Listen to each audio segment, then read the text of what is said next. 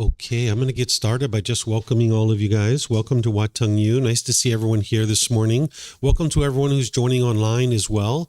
Today is the third day of a 5-day course that I'm teaching titled Harmony in Relationships. I know some of you guys might just be here for the morning, and that's fine. You guys are welcome to come and go as you please. But just so you know, I've been teaching a course here starting on Monday called Harmony in Relationships, where I'm helping students to understand how to develop harmonious relationships. Because by the time you get to enlightenment, you'll have harmony in all your relationships. You won't have bitterness and harshness and hostility. Oftentimes that's what's experienced in the unenlightened state, that you have certain relationships where you're struggling and having difficulties, but you can improve all of that through training of your mind. So that's what I'm helping students to be able to understand through the teachings of the Buddha, how to develop harmonious relationships. So welcome to all of you guys here. Welcome to everyone joining online as well. What we're going to be doing today is I'm going to start with some meditation to be able to help you guys to learn a bit about meditation and training your mind with meditation. And then afterwards, I'm going to move into this talk on true love, love without attachment. This is the biggest reason why people have disharmony in their relationships, is that they're misunderstanding what is love. That if you're falling in love with people and out of love with people, or if you think that love hurts and is painful, you're not yet understanding what is true love, because love doesn't hurt. And yet it's not possible to fall in love and out of love with people when you understand what love is. So I'm going to help students to be able to understand what love is, and then help you to understand how to practice it. Because the more that you practice true love, you'll see that love comes back to you. So if you're tired of broken relationships and having difficulties and struggles with your parents or your siblings, your life partner, your children, and people like this, you can actually eliminate all of this through training of the mind. So I'm going to be helping students to be able to understand this. We're going to take a mid-morning break, and then I'm going to share some more teachings after that on some other topics. And then we have a lunch break, and then we have some other topics after that as well. So again, you guys are welcome to stick around as long as you like. I know that some of you guys might have just been here for the morning. You guys are welcome to come and go, but just know that there's a course going on here, and you're more than welcome to join into that course, because everything that we do is offered free of charge. You don't need to pay anything. You're welcome to learn and grow and develop on the path to enlightenment as taught by the Buddha. So what we're going to do to get started is do some meditation. And the way that I do this is I do some chanting to ease into the meditation. And I see some of you guys have the chanting sheets. You're welcome to get one over there on the cabinet. That's where we have our chanting sheets. And for those of you guys online, you'll find this on our website. If you go to buddhadailywisdom.com and click on free books, if you just scroll down towards the bottom, you'll see the daily chanting sheet there. During the lifetime of the Buddha, they used chanting as a way to help them commit the teachings to memory. Every 2 weeks, his students would come together and they would recite his teachings orally. This is the way they committed them to their memory so that they could then practice the teachings. They didn't have books and audiobooks, videos, podcasts. YouTube didn't exist 2,500 years ago. So they weren't able to study through things like that. So they used the reciting of the teachings or chanting as a way to commit the teachings to memory so that they could then practice the teachings and train their mind. So you can see from the origins of chanting that this isn't a rite or ritual or ceremony, worship or prayer or anything like that. There's none of those kinds of things in the teachings of the Buddha. If you've seen those kinds of things associated with the teachings of the Buddha, those are misunderstandings of the teachings of the Buddha. He never taught those kinds of things because it doesn't lead to training of the mind. So you won't find any rites, rituals, ceremonies, worship, prayer, or even belief in the teachings of the Buddha. It's not about believing a bunch of things and then hoping something good happens when you die. You're actually learning, growing, and developing in this life so that then you can train your mind and experience improvement in your day-to-day life and the way that you make decisions. So I'm going to use this chanting as a way to ease us into meditation so that you can get more benefit out of the meditation itself. And if you'd like to chant along, you're more than welcome to. If you read the English translations on these chants, you're going to see a lot of appreciation, gratitude, and respect for the Buddha. And because of this, I don't think the Buddha even created these chants, because a Buddha wouldn't walk around and say, here, chant these chants to me out of respect for me, right? This would be ego and arrogance. And someone who's gotten to enlightenment, they don't think of themselves as being above people or below people. An enlightened being sees themselves being equal to everybody. So the Buddha wouldn't have gone around and said, here, chant these chants to me out of respect for me. But if you learn from a teacher how to move through this peaceful, calm, serene, and content mind with joy, that is the enlightened mental state, where you no longer experience any discontent feelings, because by the time you get to enlightenment, you don't experience any anger, sadness, frustration, irritation, annoyance, guilt, shame, fear, stress, anxiety, loneliness, boredom, shyness, resentment, jealousy. All of this and others is completely eliminated from the mind through training of the mind. And if a teacher helped you to be able to accomplish that, and this teacher didn't want anything or expect anything from you, you'd probably have a lot of appreciation, gratitude, and respect for that person too, because that's how the Buddha actually taught. He didn't want anything or expect anything from his students. He just helped them out of the kindness of his heart, because he already figured out how to get to this enlightened mental state himself. And then he spent the rest of his life helping other people to be able to get to that mental state. So that's where I think these chants actually came from, is his students, either during his life or after his death. So we're going to chant these on the way in, and you guys are welcome to join in, because it'll help to kind of invigorate the mind, help build awareness of the mind and awareness of breath as you're easing into the meditation, so you can get more benefit out of the meditation itself. Once we're in the meditation, I'm going to be providing some guidance, kind of like instructing you and teaching you how to meditate while we're actually meditating. Then there's going to be a period of time where it's just quiet and we're all meditating together. Whether you're here at the temple or you're online, we'll just all be meditating at the same time. Now, during that time of quietness, I'm sure you're going to hear occasional sounds. You might hear a car go by. There might be a dog barking, a bird chirping, something like this, because you're not going to be able to be in an environment where it's permanently quiet, right? If you're in meditation with a craving, a desire for permanent quietness, when you hear a sound, you'll cause your mind to be frustrated or annoyed.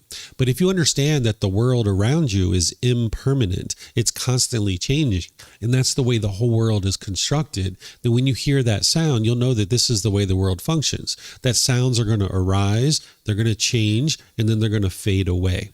But if you're in meditation craving permanence while you live in an impermanent world, then you'll cause your mind to be frustrated and annoyed.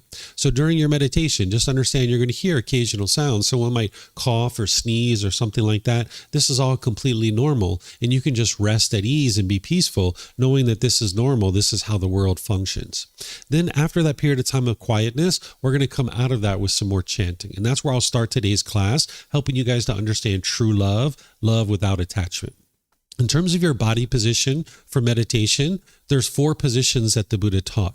He taught seated, lying, standing, and walking. And you would use these different positions at different times because it's kind of like a tool belt, and you would use them for different purposes. And you learn these throughout your journey on the path to enlightenment. But the seated position is one that oftentimes people are learning in. So I'll give you guys some guidance on the seated position.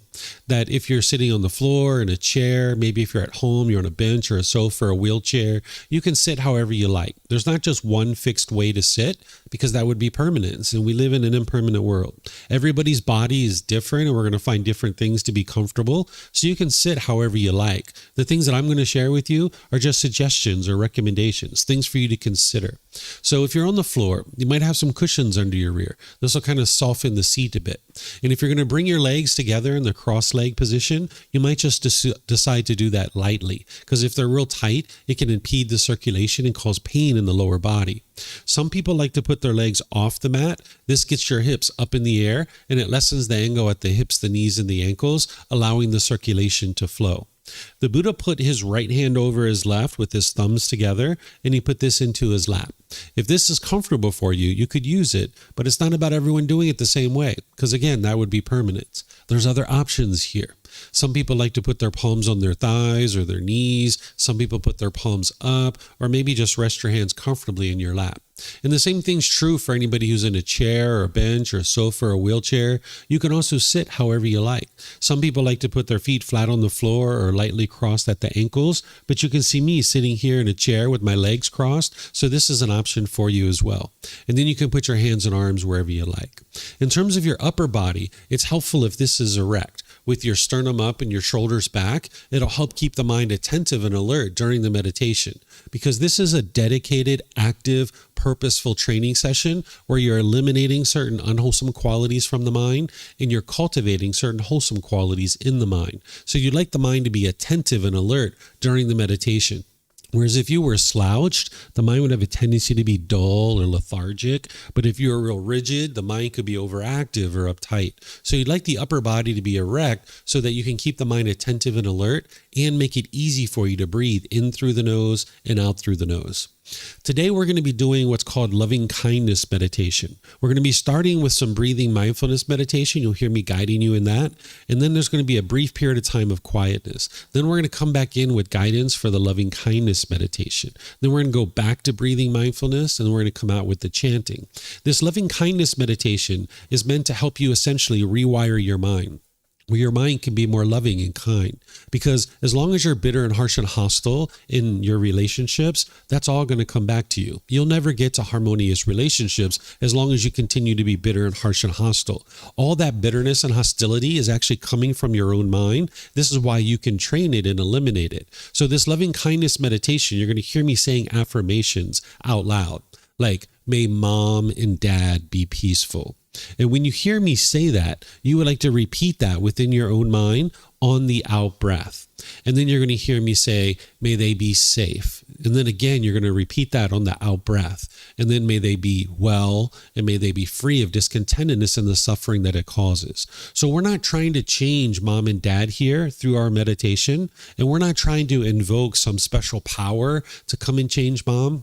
Instead, what you're doing is you're rewiring your mind to think in more loving and kind ways towards mom and dad. So that way, when you're around mom and dad, you can be more loving and kind. And you're going to see we're going to go through different groups of people where you can get to the point where eventually we're going to do all beings. We're going to start with I. We're going to go through a couple of rings, and then we're going to get to all beings. So that way you can more and more cultivate this loving kindness in your mind towards other beings, but also towards yourself as well. Because sometimes what people have in the unenlightened state is they have a negative self-talk, a diminishing and degrading inner dialogue within their own mind. And you can actually eliminate this through training of your mind. You don't need to walk around with this hostility and bitterness towards others or towards yourself. You can actually transform all of this. So this meditation is going to help you to be able to do that. So I'm going to walk you through this all the way. And again, we're going to start with chanting, which you guys are welcome to join in on. Then I'll come back in to help you with the guidance. Arahang Samma Sambuddho Mahakawa Bhutang Mahakavanang Apivateyami Sawakato Mahakavata Tammo Dhammang Namasami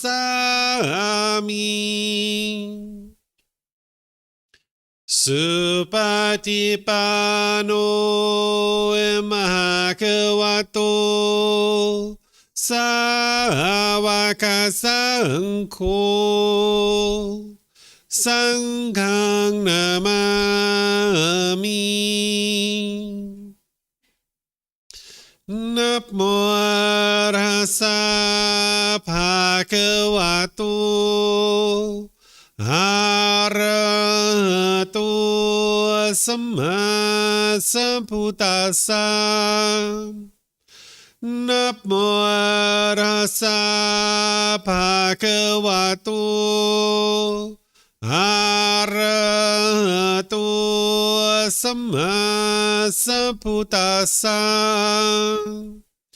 Namo Rasa Bhagavato Arahato Samma Sambuddhassa Iti piso Mahakava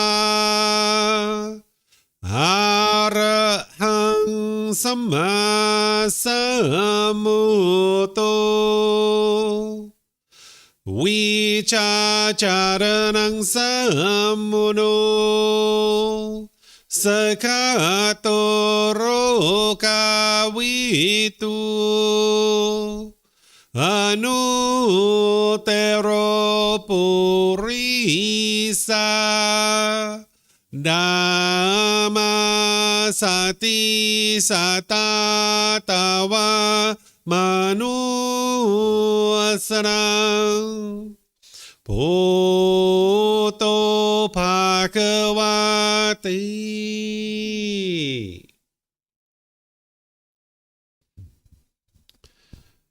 Okay, with the lower body and hands and arms comfortable, and the upper body erect, just close the eyes and start breathing in through the nose and out through the nose. Here you're just looking to establish the breath. A nice, natural, steady, consistent breath. Not forced or controlled, just a gradual inhale through the nose, experiencing the full breath. And then whenever you're ready, exhale out through the nose. Breathing in and out. Breathing in and out.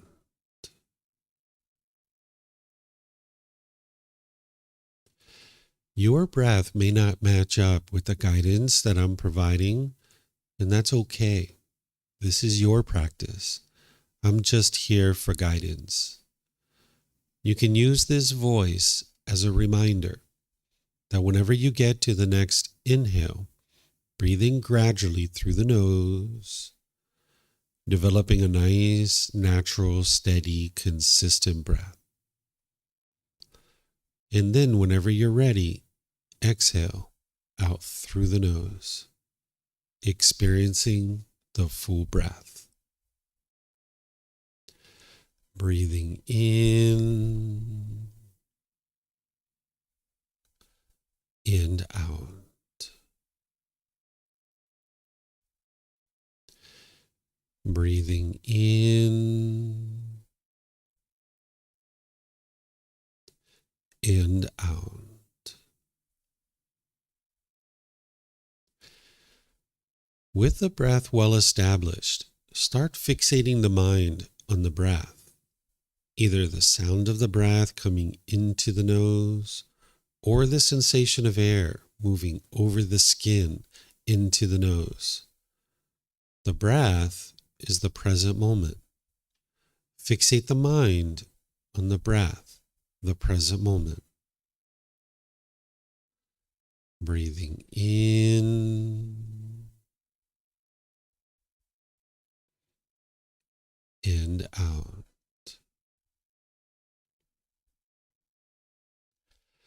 Breathing in and out.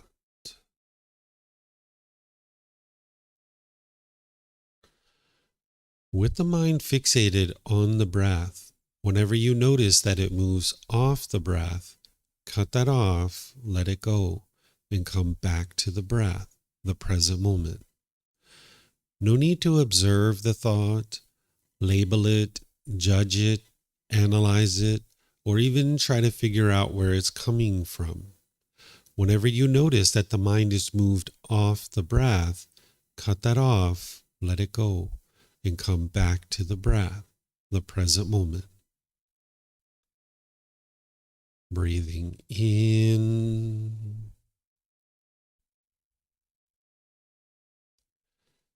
and out.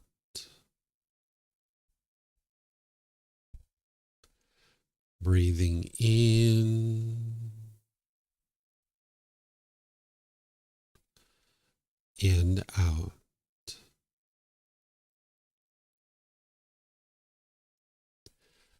I'm going to be quiet now and let you do this work of focusing on the breath, cutting off and letting go anytime the mind moves off the breath. Then I'll be back with more guidance on loving kindness meditation. You have nowhere to go. There's nothing to do. No one needs you right now. This is your time to focus on the breath. Breathing in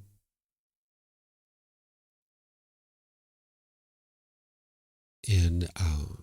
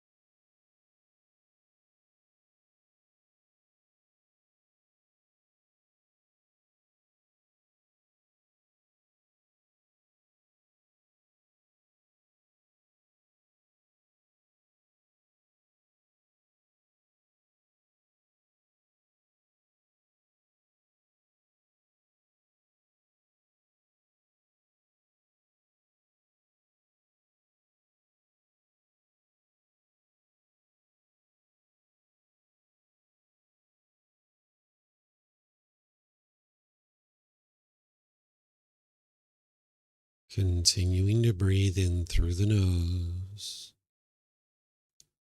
and out through the nose.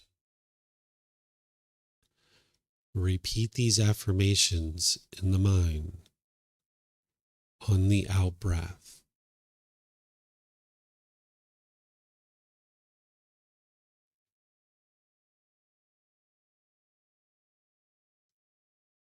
May I be peaceful.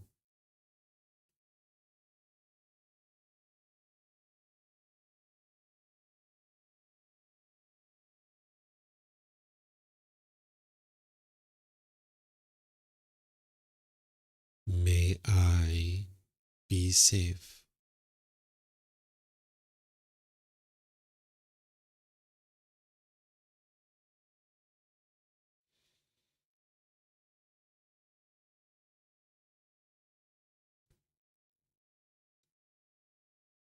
May I be well.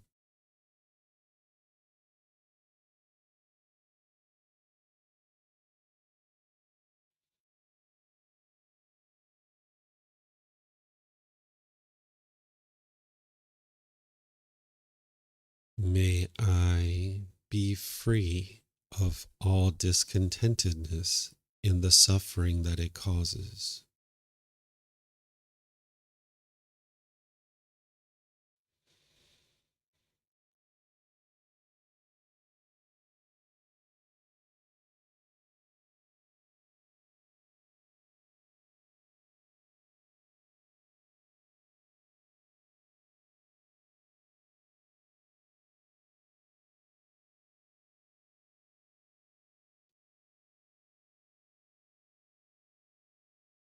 May mom and dad be peaceful.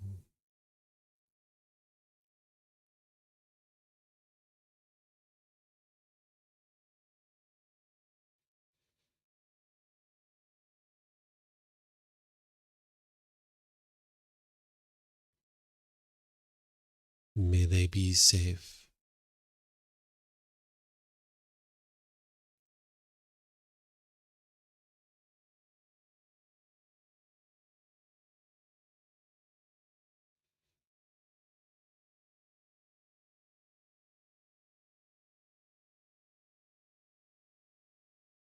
May they be well.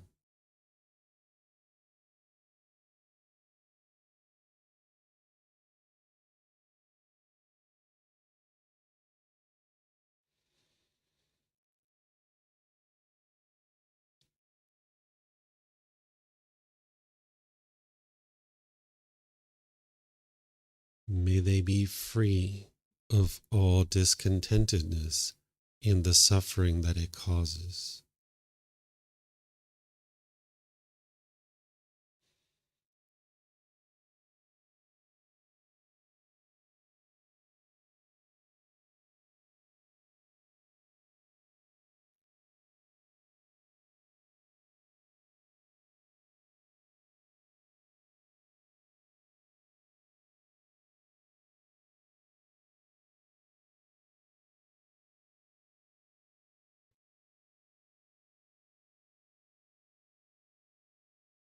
May my family, friends, neighbors, and co-workers all be peaceful.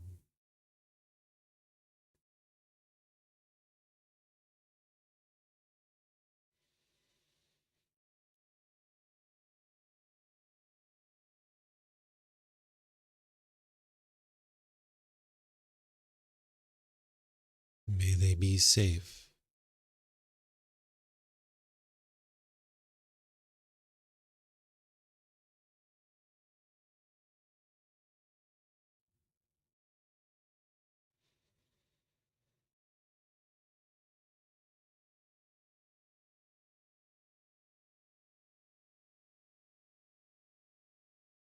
May they be well.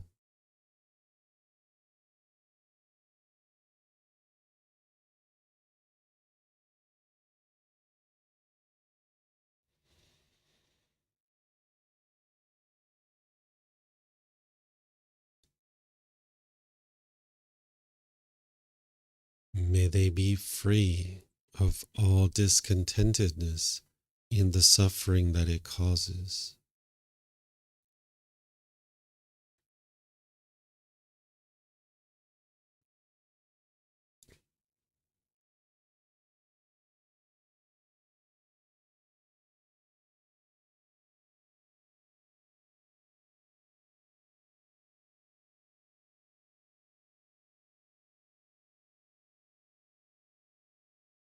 May all those who have caused me harm be peaceful.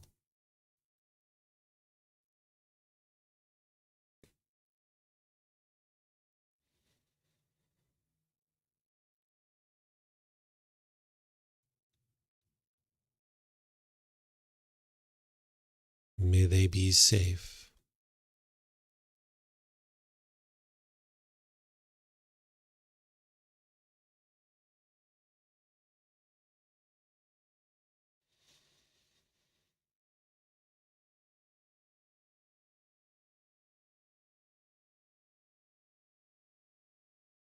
May they be well.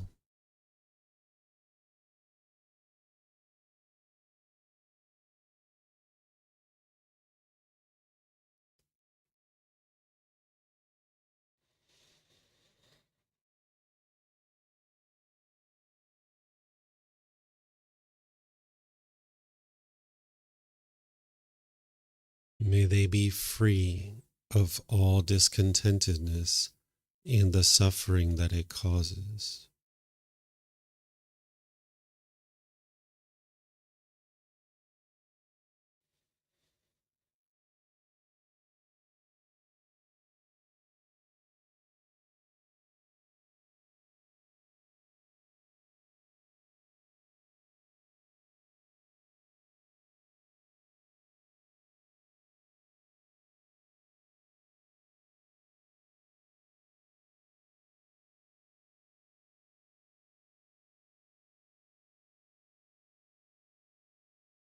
May all those who I have harmed be peaceful.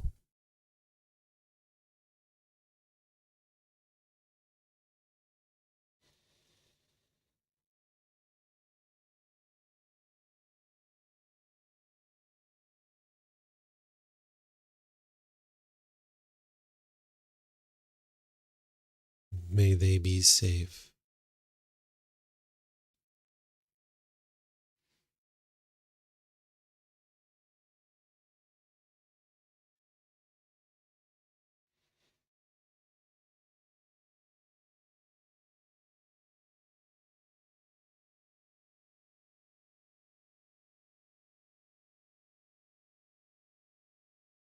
May they be well.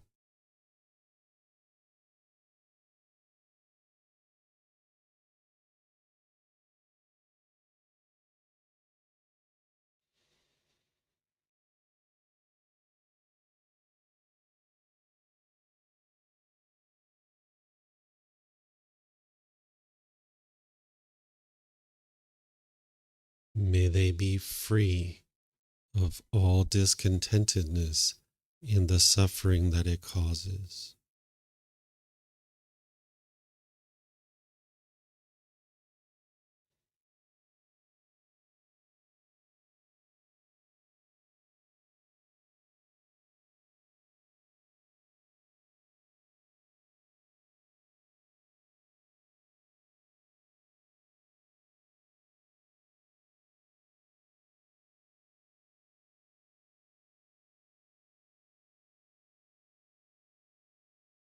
May all beings, wherever they reside, be peaceful.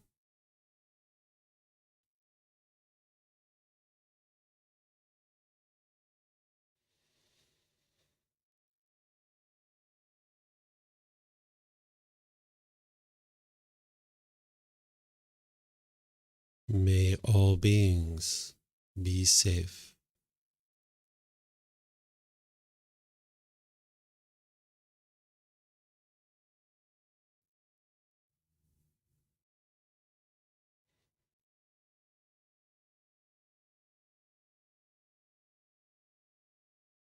May all beings be well.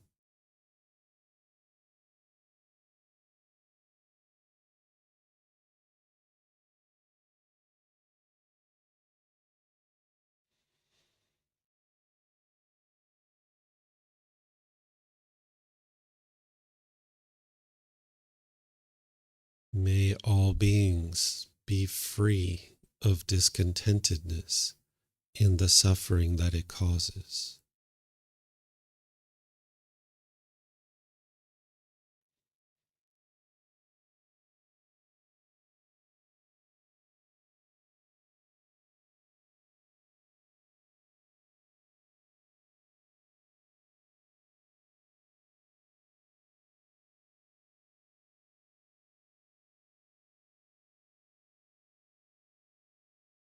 Now return back to breathing mindfulness meditation, focusing on the breath, cutting off and letting go anytime the mind moves off the breath. Breathing in and out.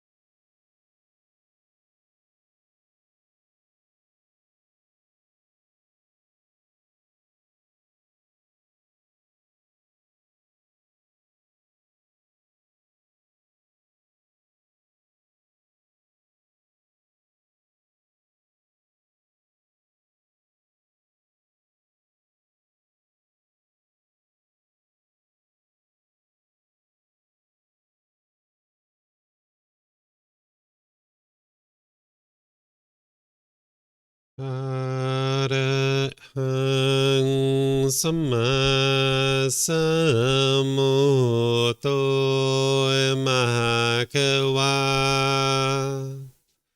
พุทธังมหาเขวันหังอภิวาเทมิสวากขาโตมหาเขวัตตาธัมโมธัมมังนามัสสามิสุปฏิปันโนมหาเขวัตโตสาวกสังโฆ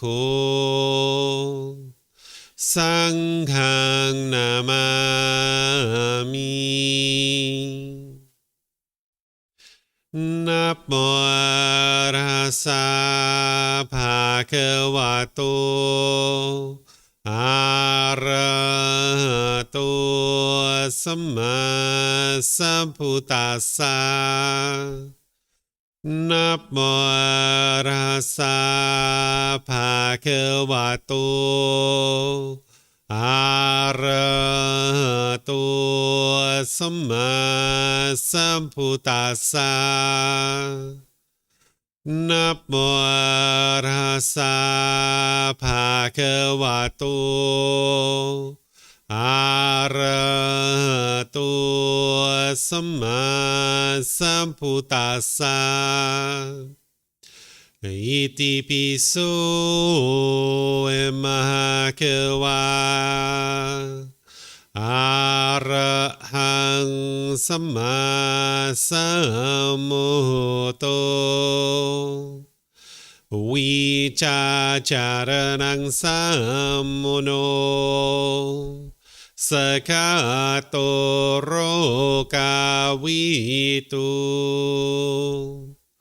อนุเตโรปุริสาดามาสติสัตตาตาวามนุสนังพุทโธภะคะวะติ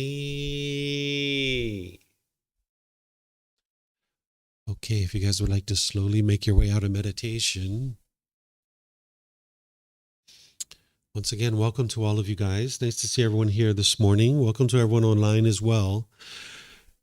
2,500 years ago, the Buddha figured out these 10 individual pollutions that are in the mind, and he figured out the tools and the techniques of how to eliminate them, and that's what actually produces enlightenment, where the mind can be completely peaceful, calm, serene, and content with joy.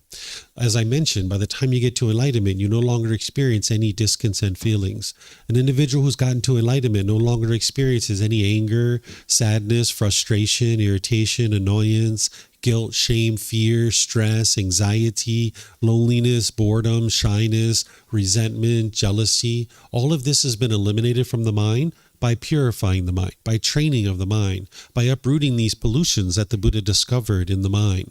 By the time someone gets to enlightenment, their mind is focused, they have concentration, clarity, and deep memory, that the mind is performing optimally by this point because you've uprooted the pollutions that are hindering it from being able to experience the focus, concentration, clarity, and deep memory.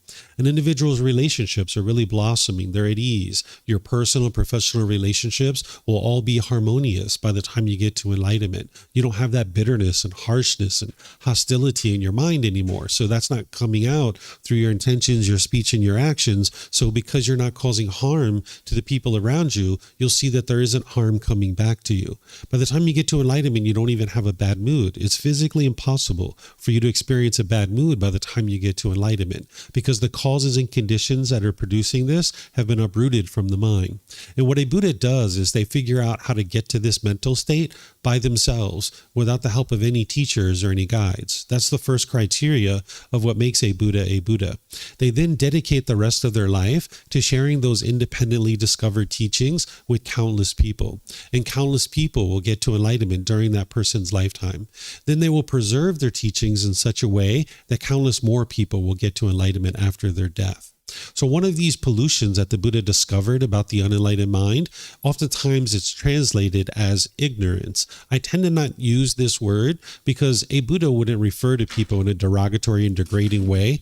And if you refer to someone as being ignorant, that would be a degrading and diminishing way to refer to somebody. So even though other teachers use this word ignorance, I still use it to a certain degree just to help you understand. But the better way to think about this is the unknowing of true reality, the lack of wisdom, the confusion, the misunderstanding that the mind has. And one of the misunderstandings that the mind has and what's hindering it from being able to have harmonious relationships is it doesn't understand what is true love. And because the mind doesn't understand what true love is, then it's not practicing true love with the people around you, and you'll have a difficult time experiencing true love coming back to you. But the more that you understand what true love is and you arise wisdom about what this is, then you can actually practice it. And as you're making decisions and practicing true love, more and more you'll see true love coming back to you. So as part of your journey to enlightenment and getting to harmonious relationships, you're going to need to know what is true love, and then you're going to need to practice that in order to be able to go out into the world and experience harmonious relationships.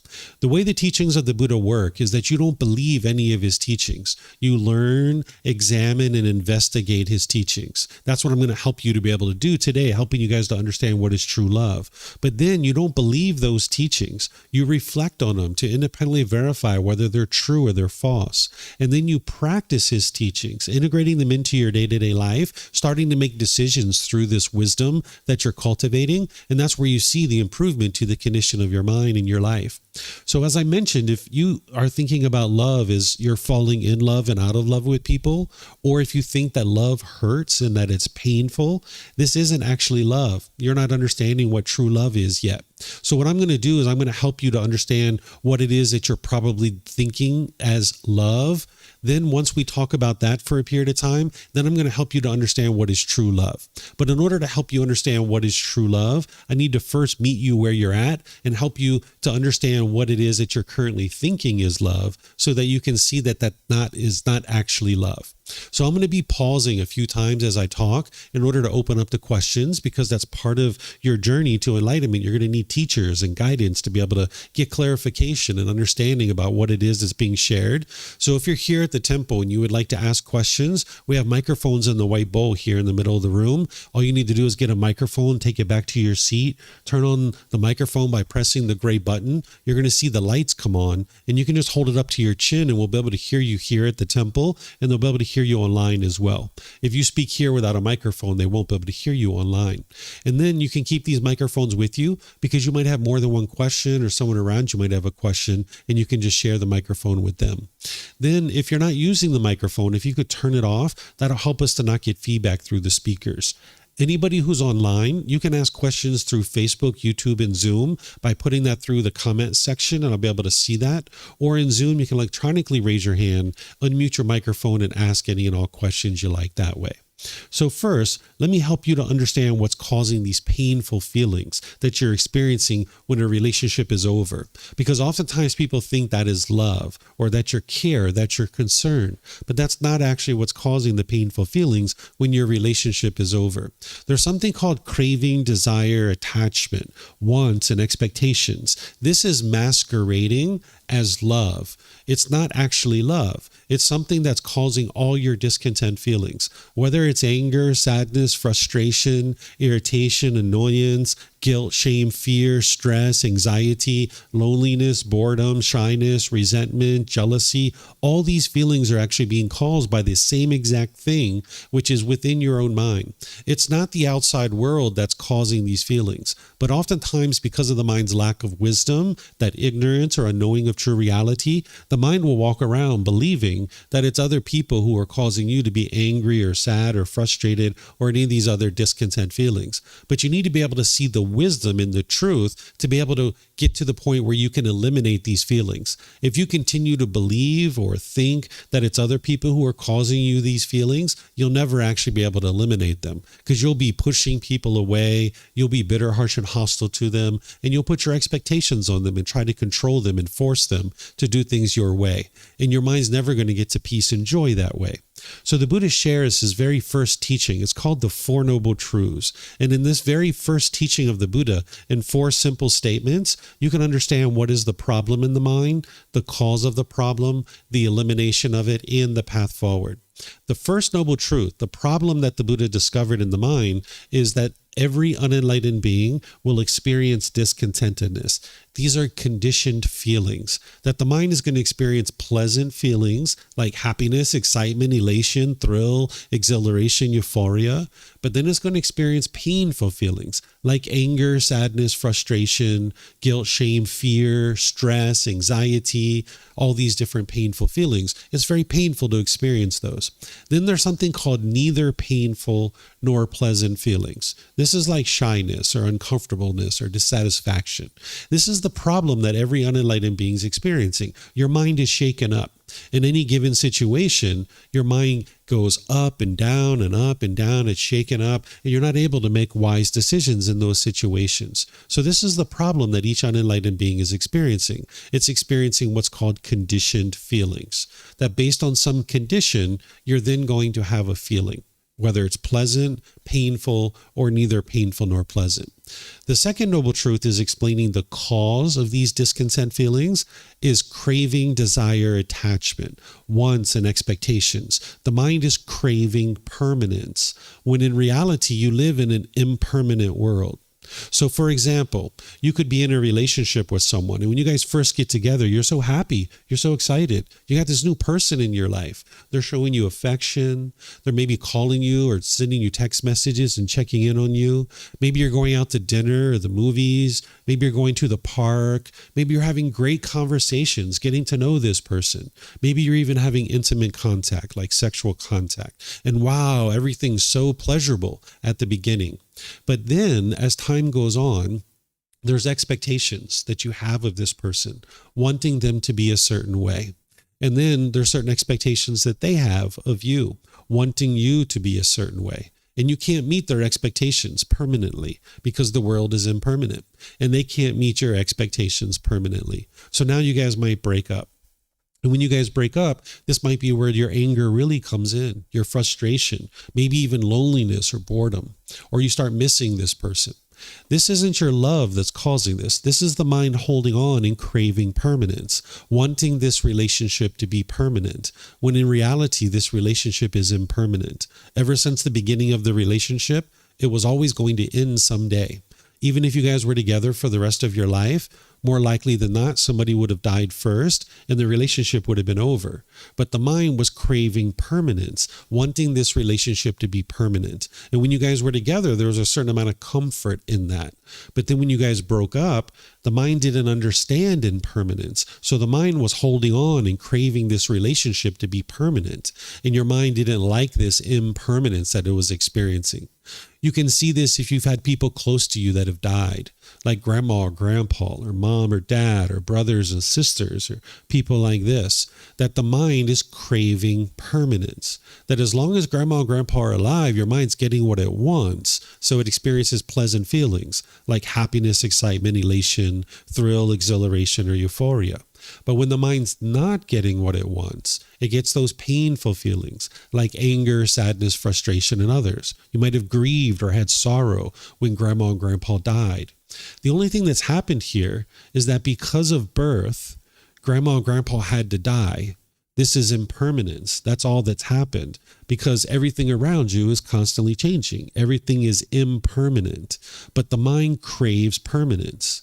Every single one of us are going to die at some point. We can't live forever. It's not possible, right? So as long as the mind craves permanent life of ourself or grandma or grandpa or someone like this, then the mind's going to experience these painful feelings because it's holding on and craving permanence. You can see it if you've been to a wedding. Maybe you went to a wedding and people were crying or grieving or sad around you. This is the mind holding on and craving permanence. And now when this person is going off into the world with someone else, the mind doesn't like this, because now a brother or sister or somebody's going off into the world with another person, and the mind is experiencing impermanence. And now when it's experiencing that impermanence, the mind doesn't like that because it's craving permanence. It's wanting brother or sister or this child. Maybe the parents are crying. This is because the parents are wanting this child to be in their life permanently. And when they see this person going off into the world with someone else, they really struggle during that period of time. Or if you've ever got dropped off at university, maybe you got dropped off at grade school or university and you can remember your parents, or maybe you were crying and grieving and upset. If it was love that was causing this, then this would be, wonderful that your child's going off into the world to learn. Why would you cry about sending your child off to school because they're going off to learn? What's happening here is the mind's holding on and craving permanence, wanting this person to be permanent. So the child is craving the parents to be permanent. And now when they go off into the world by themselves, they thought mom and dad were permanent. And now their mind's holding on to mom and dad. So when they go off into the world by themselves, their mind doesn't like that. Or the parents are holding on to the child. So when the child goes off into the world by themselves, the parents have difficulties and they might cry during this period of time. So it wouldn't be love that is causing the grief and the sorrow when your kid's going to school, because that's wonderful. They're going off to school to get educated, right? That would be wonderful. That would be supporting of love. You'd be joyful that your kid's going off to go to school. But because the mind is craving permanence and wanting things to be permanent, the mind does not like change. That's what the second noble truth is helping you to be able to see. And you need to be able to independently verify this and see this for yourself, that the mind's craving permanence. If you had a brand new car and you parked it at a store and you went out inside the store and you came out and you saw a scratch on your car, you might be frustrated or agitated or annoyed. It's not the person who scratched your car that's causing that. And it's not the scratch itself. It's the mind craving permanence, wanting this car to be permanently beautiful, when in reality, this car is not permanent. The paint's going to fade. It's going to get scratches. The tires are going to need to be changed. The upholstery is going to get ripped and torn. But as long as the mind's craving permanence, when you're experiencing these kinds of things, you'll be frustrated or agitated or annoyed with what's going on with the car. So you need to be able to see that it's your own mind that's craving permanence that's causing these feelings. So don't believe what I'm sharing with you here. Look at this for yourself. Look at a recent time when you've been angry or sad or frustrated or annoyed or some other discontent feeling. It might have been this morning or yesterday or last week. What was that situation? What was your mind longing, yearning for? What were you craving? What were you expecting? And if you would have gotten it, you would have been happy. But because your mind didn't get it, the mind was sad or frustrated or agitated or annoyed. You can see this if you look at your own life, right? Like say you showed up to the airport and you really wanted to go to Thailand and you were so excited to go to Thailand and you just couldn't wait to go to Thailand, so excited. But now you show up to the airport and your flight's delayed. The ticket counter says, oh, sorry, your flight's going to be 2 hours late. If your frustration arose in that situation, that was because of your mind craving permanence. I want every single airplane to take off on time. This isn't possible because of crew issues, maintenance issues, weather issues. Planes are going to sometimes be late. This is normal. This is impermanence. But the mind in the unenlightened state craves permanence. So when your flight is delayed or canceled, that's where the mind's anger, frustration will come up because it's not getting what it wants, which is to go to Thailand, right, in this situation. So you need to be able to see this for yourself, that that's what's causing these painful feelings, is craving, desire, attachment, longing, yearning, wanting things to be a certain way. Because with the mind's lack of wisdom, it'll think it's your love. But if you're holding on to this boyfriend or girlfriend, wanting them to be permanent, when you guys break up, that's going to cause the mind to experience frustration or agitation or annoyance or some other discontent feeling. You're going to be bored or lonely or missing this person because the mind's holding on and craving permanence, right? But you can transcend all of this. That's what this third noble truth is explaining to you, is that you can eliminate your discontentedness by eliminating your craving, desire, attachment. If you can come to the understanding through your own investigation that it's craving, desire, attachment that's causing these feelings, if you can independently verify that and see the truth for yourself that it's your own mind that's causing these feelings, well, if you eliminate the cause, you can eliminate the effect, right? If you eliminate the craving, desire, attachment, then you eliminate the discontentedness. Because as long as your mind is discontent, when you're angry, frustrated, sad, and these other feelings, if your mind doesn't understand what I'm sharing with you here, you will falsely attribute those feelings to something external. And what you'll do is you'll become unskillful in your relationships. You'll tend to push people away. This is called aversion, where you're pushing away people. You might have pushed away friends or family, or you might have pushed away the situation. And you can see that that didn't solve the problem, because if they were the true cause of your problem, when you push them out of your life, you'd be peaceful from that point forward. But you can see that that's not the case. Or the second thing you'll do is you'll be bitter and harsh and hostile to people through your intentions, your speech, and your actions. It's almost like an animal growling and roaring at another animal, trying to fear them into doing things your way. And you can see that that doesn't work either, because it just leads to broken relationships and difficulties and struggles in the relationship. Or the third thing you might do is you might put your expectations on people and try to control them or force them or pressure them to do things your way. And that doesn't work either, because there's 8 billion people in the world, and 8 billion people aren't going to do things your way because of impermanence. Everybody does things differently. It's normal. Things are going to be constantly changing in your day-to-day life. So as long as your mind is craving permanence, wanting things to be permanent, while you live in an impermanent world, it's only a matter of time before you get angry, sad, frustrated, or some other discontent feeling. But if you can eliminate your cravings, desires, attachments, where your mind's no longer longing, yearning, and chasing after the objects of your affection, you can experience peace and joy.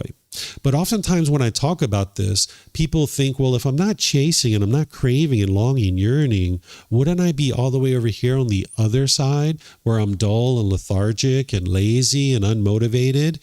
The answer is you might be, if that's what you choose to do, but that's not what the Buddha's teaching you to do. What the Buddha's teaching you to do is come to the middle, where you can gradually pursue things as a goal, objective, or interest through wise decision making. The unenlightened mind can see the craving, the chasing, the longing, yearning. It can usually see that really well. And it can also see this other side, the dullness, the lethargic condition, the laziness. But this middle way that the Buddha taught, where you gradually work towards goals, objectives, or interests, the mind can't really see that. It doesn't know how to do that. And that's what the Buddha figured out how to be able to do, is how to gradually work towards things without this longing, yearning, because then you can maintain your peacefulness and your joy long term. So the way that you train your mind to eliminate craving, desire, attachment is found in the fourth noble truth. The fourth noble truth explains that the path to eliminating discontentedness is the Eightfold Path. This is a core central teaching that the Buddha shares that teaches you how to gradually train your mind to come to the middle way and gradually get to the point where your mind is experiencing more and more of the qualities of enlightenment. So that's what somebody's learning and developing as they first get started on the path, is understanding the Eightfold Path so that you can implement this into your life on a day-to-day basis and now train your mind to get to this peace and joy. So with this understanding that it's craving, desire, attachment that is causing these painful feelings, now let me explain what it is that we experience whenever we get together with, say, somebody who's like a boyfriend or girlfriend or a husband or wife. What we typically do is we meet somebody and we're attracted to them. We're maybe attracted to their physical appearance. Maybe we're attracted to their social status in society. Maybe we're attracted to their finances. Maybe they have money or something like this. So we're attracted to them for some reasons. Maybe their intelligence. Maybe we're attracted to that, right? So now we start spending time with this person and getting to know this person. And when we first start getting to know this person, we don't really have any expectations of them. We're just getting to know them. That's it. So that's why at the beginning of the relationship, everything goes so well. because we don't have craving, desire, attachment at this point. We're just interested to get to know them. So for the first several weeks or maybe even months, things go really, really, really well because they're not doing anything that's opposite of our expectations because we don't have any expectations. We're just interested to get to know them. But at some point, we start getting to the point where we might say to them, I love you. And they say, I love you too. And it's like, wow, we're in love. We have fallen in love. We are now in love, right? And then time goes on, whereas time goes on and we are in love, we function as if we're in love. We treat them as if we are in love. We talk to them and do certain things in ways that we are now in love. But then over time, we start getting all these expectations, certain things that we want them to do. And they can't meet those expectations permanently. So we get angry when they don't do things our way. And then they have certain expectations. If they want you to do things a certain way, and they get frustrated and angry when you're not doing things their way. And then over time, we get to the point where we're disgruntled in the relationship and we would like to end the relationship, or they would like to end the relationship. And we might say, I don't love you anymore. I have fallen out of love with you. And now you guys go your separate ways. And now you're angry and frustrated, lonely, bored, maybe missing this person. This isn't actually love. There might be love in there, but that's not the actual love. What's actually happened is at the beginning of the relationship, you didn't have any expectations. So everything was wonderful and you felt great. But then at some point when you said, I love you, maybe around the time you guys were having sex and things like this, you started having all these expectations of them, right? And now at the beginning of the relationship, they were meeting your expectations. So that's why you felt comfortable to say, I love you, because they were doing things your way in the way that you wanted them to do it. But over time, when they stopped doing things your way, that frustration and anger that they weren't doing things your way, you were attributing that to them, thinking that it was them that was causing those painful feelings. And now you felt like I needed to push this person away, or you were bitter, harsh, and hostile to them, or you started putting your expectations on them and trying to control them and convince them to do things your way. You might have been in arguments where you're yelling and hollering at this person, trying to convince them to do things your way. So this isn't the love. This is craving, desire, attachment masquerading as love. The mind is essentially saying, if you do things my way, I will say I love you, and I will function as if I love you.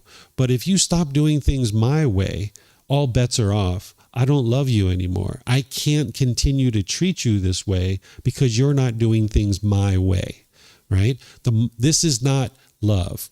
We might call this conditional love, even though there's no such thing as conditional love. Because essentially what the mind's doing is saying, if you do this, and you do this, and you do this, and you do this, and you do this, and you do this, and you do this, then I will say I love you, and then I will function as if I love you. But if you stop doing things my way, I don't love you anymore. I can't continue to be with you because you're not doing things my way. Right? So there's no such thing as conditional love, but we might call this conditional love, that there's all these conditions that the mind has. And as long as this person does things my way, then I will say I love you and I will function as if I love you. Right? So this is actually the mind's selfishness, and it's craving permanence. It's wanting everyone to do things my way. And the mind can only be happy when it's getting things my way. That's the only time it can be happy. And when someone does things opposite of the way you want them to do it, that's where the painful feelings come in. And the mind attributes it to something external, and that's where you'll push people away. You'll be bitter, harsh, and hostile to them, or you'll put your expectations on people. So this is what the mind's doing in the unenlightened state, is it has this lack of wisdom, this misunderstanding, this confusion, this misperception of what love truly is. And this usually gets formed as we're growing up as a child, because oftentimes our parents don't know what love is. And we know that our parents are supposed to love us. And now when they're treating us in a certain way and they're putting expectations on us, we think that that's love. So when we're getting these expectations from our parents, we think that that's their love. So now when we go out into the world and we start having relationships, we think that that's what we should do too, is put expectations on people and try to convince people to do things our way. So this craving, desire, attachment is masquerading as love. And as long as you're doing this, you'll never be harmonious in relationships, because what the mind's doing is it's wanting everybody to do things my way. And as long as you do things my way, I can be peaceful and I can be joyful. But if you don't do things my way, then I can't be peaceful and joyful. And the unfortunate thing is that there's only one person in the world that does things your way. Do you know who the one person in the world is that does things your way? Yourself. That's it. So if you can only be peaceful and joyful and love someone who does things your way, there's only one person in the world that you can love, because there's only one person in the world that does things your way. And you might even have trouble loving that person sometimes too, right? You might have negative self-talk within your own mind. So there's a better way of life here where you can separate the choices and decisions that someone makes from the person themselves, where you can disagree with the choices and decisions that someone makes while still loving the person. Because when you understand what true love is to love someone unconditionally, that you don't have these conditions that have to be met in order for you to love someone. When you love someone unconditionally, you don't fall in love and out of love with people. The falling in love and out of love with people is, hey, you're meeting my conditions, you're meeting my expectations, so I will now say I'm in love with you. But when you stop meeting my expectations, I'm not going to love you anymore. I'm going to pull away and I'm going to start treating you bitter and harsh and hostile, and I'm going to hate you, right? That's not actual love. That's craving, desire, attachment, or we might call it conditional love, even though there's no such thing. What you would like to get to is unconditional love, where there doesn't have to be any condition met in order for you to love this person, that you can have a genuine interest in seeing this person be well, without judging them, without trying to put your expectations on them, and without trying to control them to be a certain way. If you understand the world around you is impermanent and it's constantly changing, and that of course mom and dad do things differently, of course they make decisions differently than you, because this is impermanence. Of course brothers and sisters are doing things differently than you, because that's impermanence. Of course your life partner is going to make decisions differently than you. Of course your children are going to make decisions differently than you, because this is impermanence, and there's only one person who makes decisions your way. But if you can only love people who do things your way, you can't love everybody. There's going to be certain people who you like or you might love, and then there's going to be certain people who you dislike or you hate them, right? That hatred and that dislike is coming from your own mind, because if somebody meets your expectations and they do things your way, you'll like them. But then if they're not doing things your way, you'll say that you dislike them. Right? Because they're not meeting your expectations. They're not doing things the way you want them to do it. But because the world is impermanent and not everybody's going to do things your way, it's only a matter of time before you run into somebody who's not doing things your way. So you need to learn how to separate the choices and decisions that somebody makes from the person themselves, and understand that you can disagree with the choices and decisions that someone makes while still loving the person. So I usually ask this question when I teach this class. I've never met anybody who's actually agreed with everything their parents has ever done.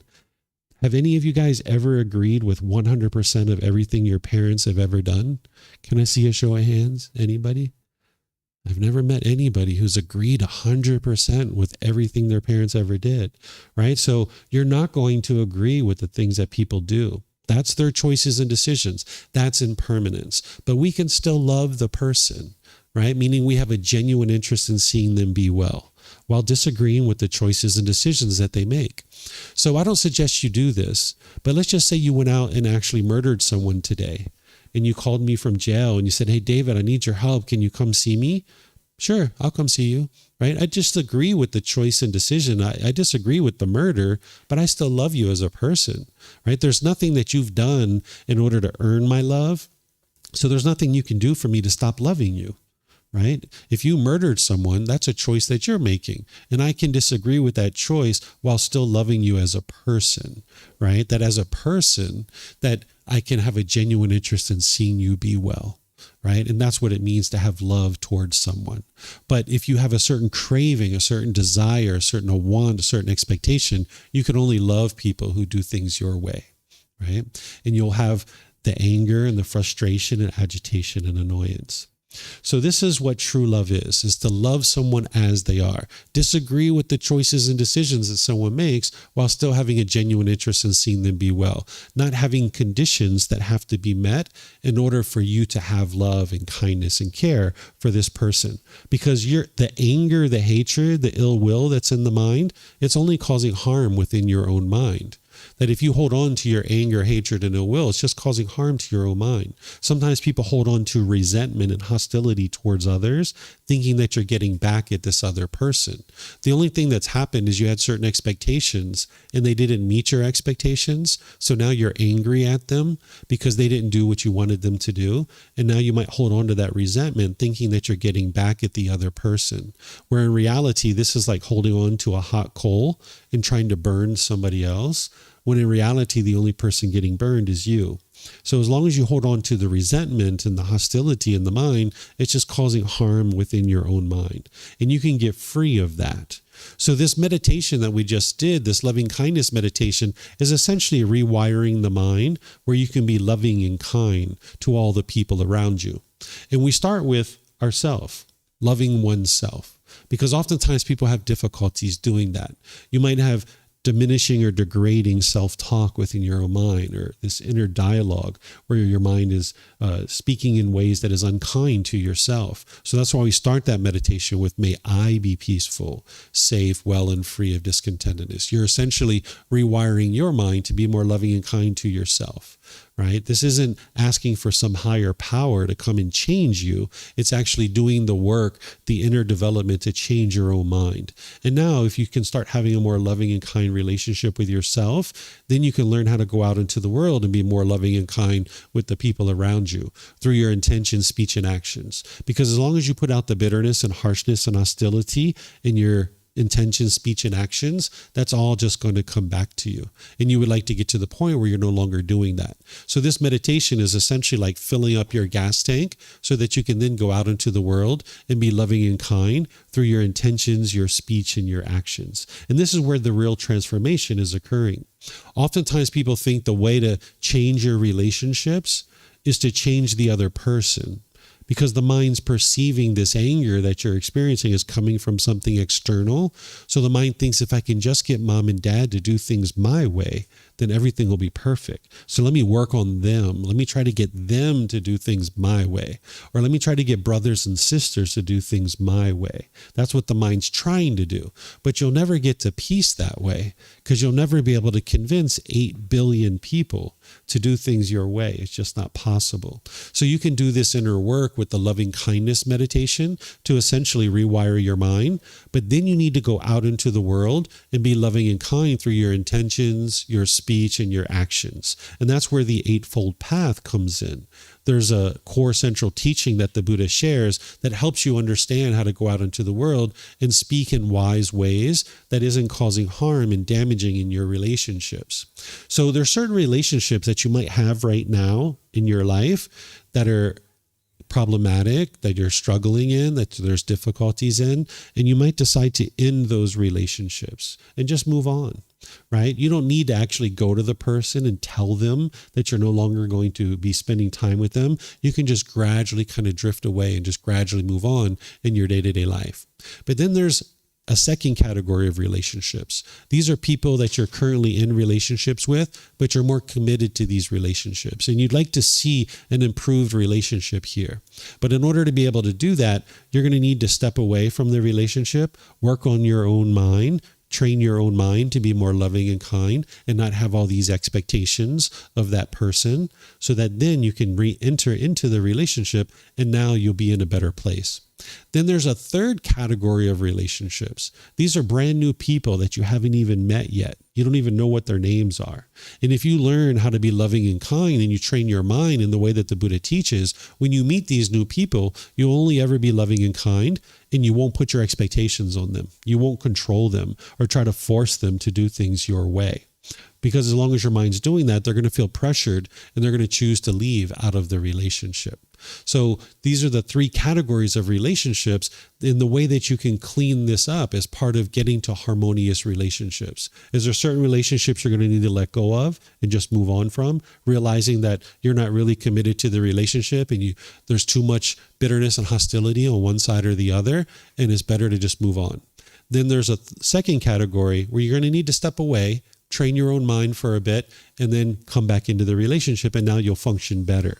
Then there's that third category of brand new people that you've never even met, and now you can just be loving and kind to these individuals and not put expectations on them and try to control them and force them to do things your way. Because as long as your mind's doing that, you won't be able to get to the peace and the joy. So what it means to love someone unconditionally is to not put expectations on them. As long as you're putting expectations on other people, this is the mind trying to get its cravings fulfilled. And you're never going to get to the point where everybody's doing things your way. So you need to get to the point where you step back and you understand that everybody is their own individual being, making their own individual decisions, and you're not interested in trying to step into someone's life and control them and force them to be able to do things your way. Because as long as you're doing that, in some cases, they're going to do things that way and you'll be happy. In other cases, they're not going to do things that way and you're going to be angry or sad or frustrated. And in the meantime, as you're putting your expectations on this person, they're going to feel pressured and that you're trying to control them, and they're going to want to get out of the relationship and move on. So you would like to get to the point where you're not putting your expectations on others. That's what it means to love others, that you love them unconditionally, understanding that they are their own being, and your role isn't to tell them what they should or shouldn't be doing. This is unconditional love, where you can love people as they are, have a genuine interest in seeing them be well, while understanding that they are responsible for their own wellness. You are not responsible for someone else's wellness. If you're trying to make your parents happy, that's conditional happiness. You will never make your parents happy, right? Because if they're only happy when you're doing this thing, that means when you stop doing that thing, that means their happiness is impermanent. Your parents are going to need to get to happiness by themselves. They're going to need to train their mind in order to be able to get to happiness. It's not you that's going to make them happy. Same thing with life partners or children or people like this. You can't make the other person happy. The happiness needs to come from internally within one's own mind by training your mind. Because as long as you have these cravings, desires, attachments, wants, and expectations, you can only be happy when you're getting things your way. And when you're not getting things your way, you can't be happy. So the mind needs to be trained to get rid of all of this so that then you can be happy permanently. That's what an enlightened being is experiencing, where there's unconditional happiness, where there doesn't need to be any condition met in order to experience happiness. So true love is love without attachment, where your feelings aren't attached to whether or not this person is in your life or not. Okay, so let me give you some examples of this, and then I'm going to open up to some questions from you guys. So I have a wife and I have a son. Some of you guys saw him when he came in. So my wife, she's Thai. That's one of the reasons why we're here in Thailand. And she goes back to the U.S. Every once in a while to work, right? So she might go to the U.S. for 2 months or so to go work. When she's here in Thailand, we have a great time. We really enjoy our time together. And when she goes to the USA, we still have a great time. We still have a wonderful time. We don't miss her. That feeling of I miss you, that is the craving, desire, attachment. We're not angry and frustrated when she goes to America. That's her choice, her life, her choices, her decisions.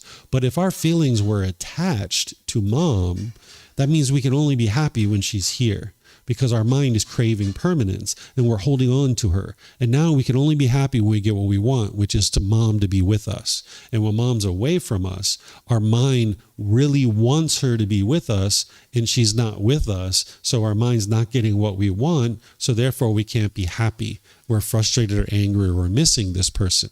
So it's the craving, desire, attachment, the craving for permanence that's causing these discontent feelings. That in the unenlightened state, when mom's with us, you're happy. When she's away, we're unhappy. But by the time you train your mind to not have craving, desire, attachment, you can be happy when she's with you, but you can be happy when she's away as well, because your feelings and emotions aren't attached to this other person. You're not forming your feelings based on these things. So you can get to the point where your mind's peaceful and joyful, no matter whether this person is in your life or not. And this can allow you to maintain your love, because of course we love mom. We love her, right? My wife. Of course we love her, meaning we have a genuine interest in seeing her be well. So when she's with us, we love her, but when she's away from us, we still love her, right? But our feelings aren't affected by whether she's with us or not. That would be attachment. Right? I'll give you another example. In the past, I used to go to my wife and I would say, hey, there's this new movie coming out. Would you like to go to this movie? I'd like to take you to this movie. And she'd be like, no, I'm just going to stay home and rest. And I'd be like, come on, you party pooper. Like, let's go to the movies. It's the best movie of all. It's going to be the best movie all year long. Come with me. Let's go out to the movies. No, I'm just going to stay home. And then I would kind of pressure, right? Because my mind was attached. I really wanted her to go to the movies with me. And then eventually she might have relented. She would have said, oh, okay, I'm going to go to the movies, whatever, right? And then she would come with me, but she'd be grumpy and irritable the whole time. And I'd be grumpy and irritable the whole time because I wasn't getting what I wanted, which was a fun time out with my wife. So now the whole thing didn't go well. Right? So this is what one will do when their mind's attached. But when you understand that it's unwise to attach your feelings to something external, because then you can only be happy if you're getting what you want. Now what I do is I might go to my wife. I'll say, hey, your son and I would like to take you on a date. And she's like, oh yeah, what are you guys thinking? Well, we thought we'd take you to the movies and go out to eat. How about you come with us and we'll take you to the movies? She's like, no, I'm not interested. And I was like, okay, well, we're going to go out to the movies. We'll see you later. Bye-bye. Right? And we go. So we could have been happy if mom came with us, but we can also be happy with mom staying home. And the fact that she's staying home doesn't mean she doesn't love us or that she doesn't enjoy spending time with us. It's just that in this particular moment, she's choosing to stay home. And that's what she would like to do. Right? So now she gets what she would like, which is to stay home, and we get what we would like, which is to go to the movies. And now everybody's peaceful. Everybody's joyful. Nobody's pressuring each other to do things one way or another. Right? So this is what it means to have non-attachment, where you're not forming your feelings based on what other people are doing around you. But that's what your mind's doing right now. That's why you can't experience permanent happiness. And you need to be able to train your mind to not attach your feelings to what other people are doing. So let me pause here and see if you guys have any questions on this. Do you have any questions on what I'm sharing? Remember, you guys can use the mics here. And then online, you can put this into Facebook, YouTube, or in Zoom. No questions here? Okay, let me see if we have any questions online. Okay, I don't see any questions here either. Okay, so we already talked a little bit about loving oneself. So, and we even talked a little bit about parents and caregivers. You know, parents and caregivers, they bring us up, they show us the world, they help us to sustain our life. And there's never going to be anyone that I suspect, after all these years of asking this question, I don't think I'm ever going to find anyone who ever has agreed with 100% of every decision their parents have ever made. So we can learn how to love our parents and appreciate our parents and have gratitude for our parents, even though we don't agree with all the decisions that they make. Understanding that that's normal, that they're going to make whatever decisions they make with the wisdom that they have or the lack of wisdom, and we're going to make decisions differently, and that's okay. And we can still love them, meaning we have a genuine interest in seeing them be well, that our love isn't contingent on them doing things our way. So you can get to a point where you just love your parents as they are. Then in terms of life partners, I'll share some guidance with you in terms of selecting a life partner. Having a life partner in your life is like if you were going to invest in a multi-million-dollar company and you were going to have a CEO in your company. This company is going to live, breathe, and die based on who you hire as the CEO of this company. You'd probably take your time and make sure that you make a wise choice about who to hire as the CEO, because you're interested in this business doing really well. So if you're going to have a life partner, it's important to take your time and make a wise decision. There's a class that I'm going to be teaching as part of this course. In fact, I think it's going to be after our break. No, not after our break. I think it's this afternoon or something, where I'm going to teach you how to be able to make a wise choice about friends and life partners, because you need to be able to make wise choices about who to involve in your life. If you involve people in your life that are into unwholesome things and that are making unwise decisions, that's going to affect you. So if you were to make a decision to have a life partner who uses drugs or alcohol, or who lies, or who has sexual misconduct, or who steals or causes harm to other beings, that's going to cause harm in their life. But because of your decision to be their life partner, you're going to experience those same harms coming to you. So you would like to make wise choices about who to involve in your life as a life partner based on wise decision making. And there's essentially three things that you need in a life partner. And there's three things that you need in order to be a good life partner.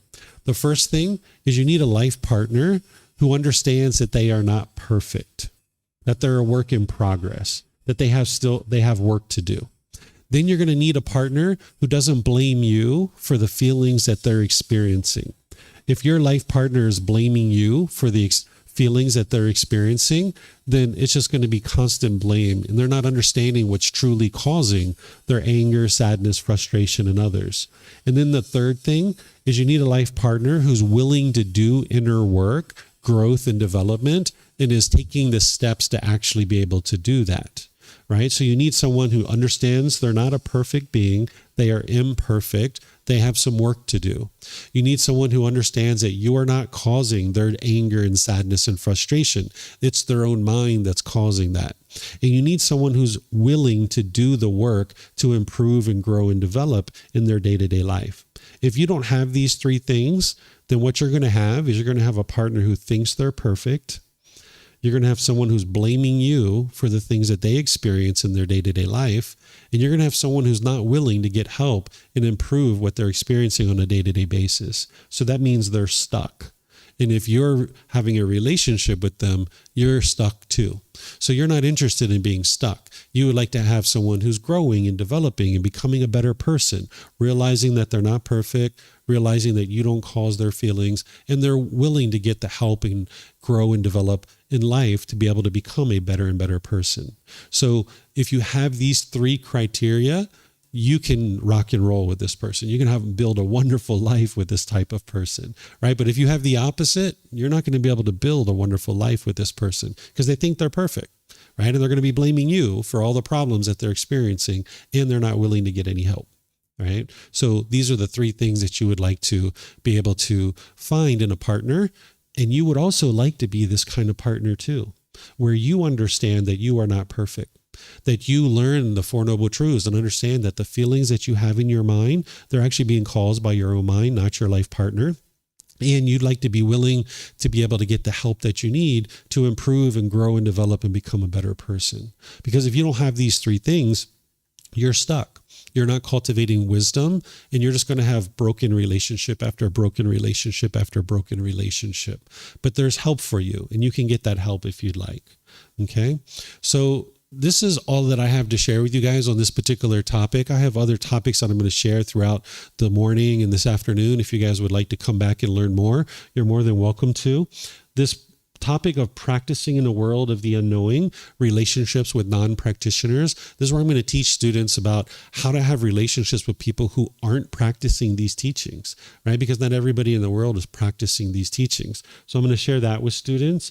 And then after lunch, I'm going to help you to understand how to eliminate attachment to the people who are closest to you. This is the reason why you have difficulties with your parents, with your siblings, your life partner, your children, people like this, because you have the strongest attachment.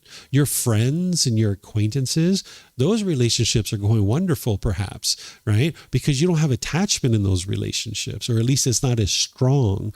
Over here with your parents, your siblings, your life partner, and your children, you have really strong and deep attachment, and that's why you have struggles in those relationships. But if you learn how to eliminate those attachments, you can get to the point where those relationships are going well as well. But you need to know how to do that. So I'm going to be teaching that after lunch around 1:30 or so. So if you'd like to learn in these other classes, you're more than welcome to. I'm going to take about a 20-minute break here. But what I'll leave you guys with is just understanding that if you'd like to get started on this path, there's the ability for you to be able to do that. What I suggest people to do is get this first book. It's titled Developing a Life Practice, The Path That Leads to Enlightenment. This is the first book of our book series, and you can actually get it for free. You can download it from our website. You can take it and go print it yourself, or you can reimburse us for the printing costs because we have them here printed out, and we'll use your money to go purchase more books, or you can order it on Amazon if you have access to Amazon. And I have different classes, courses, and retreats where you can attend that you're here in Chiang Mai, or as you travel, I live stream all of our classes. So like right now, I'm live streaming through the internet. So if you would like, as you travel, you can actually still attend classes here. And even if you can't attend the live classes, they're all recorded on our YouTube channel, on our Facebook group, on our podcast, and you can be learning and growing and developing. You can even get personal guidance if you like, and all of it's available for you at no cost. So if you'd like to get started on the path, there's help for you here. You just need to decide that you're done with the anger, you're done with the sadness and frustration, and you're done with the broken relationships, and you'd like to experience this better way of life that the Buddha taught. And if you're motivated and dedicated to learning and growing, you have somebody that has nothing but enthusiasm and ambition to be able to help you grow and develop on this path. So whatever you choose to do today, have a very wonderful and lovely rest of your day. Perhaps I'll see you next time. Be well and take care. Sawadee krap. Sawadee krap.